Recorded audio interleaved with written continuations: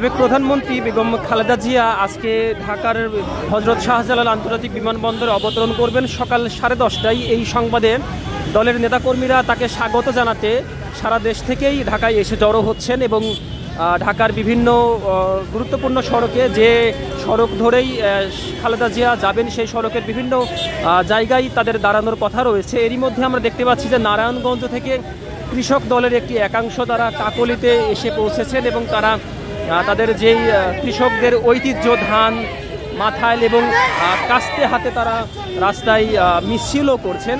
মূলত সড়কের ধারে দাঁড়ানোর কথা থাকলেও তারা মাঝে মাঝে দেখা যাচ্ছিল তারা এমন মিছিল করছেন। আপনারা এসেছেন কোন এলাকা থেকে?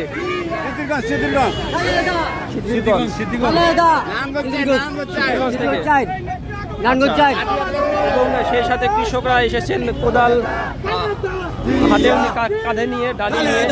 আপনার কেমন লাগছে?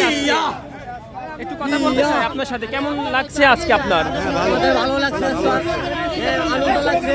আমাদের নেত্রী আসতেছে, আমাদের অনেক আনন্দ লাগতেছে। মূলত তাদের নেত্রীকে স্বাগত জানানোর লেগে আমরা আসি। যে কৃষকের যে প্রতিচ্ছবি তারা ফুটিয়ে তোলার চেষ্টা করছেন এবং তারা হয়তো সামনে দাঁড়িয়ে পড়বেন।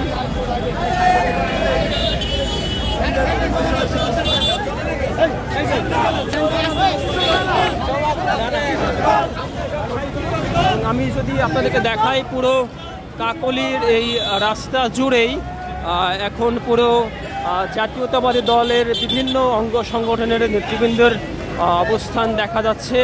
একটু আগেও অবস্থান কম থাকলেও যখন সময় যত বাড়ছে সেই সময় বাড়ার সাথে সাথে বিভিন্ন জেলা থেকে আগত নেতৃবৃন্দরা এখানে এসে জড়ো হচ্ছেন এবং দলীয় পতাকা, জাতীয় পতাকা, সেই সাথে যারা পেরেছেন জমি থেকে ধান তুলে এনেছেন এবং ধান পাকার সময় হয়ে এসেছে। কোনো কোনো এলাকায় হয়তো আর কিছুদিন পরেই ধান কাটা আরম্ভ হবে এবং সেই দলের যে প্রতীক ধান তারা জমি থেকে নিয়ে এসেছেন। এমনিভাবেই তারা তাদের নেত্রীকে স্বাগত জানানোর জন্য এই রাস্তায় অবস্থান নিয়েছেন। এই ছিল কাকলি থেকে সর্বশেষ অবস্থা।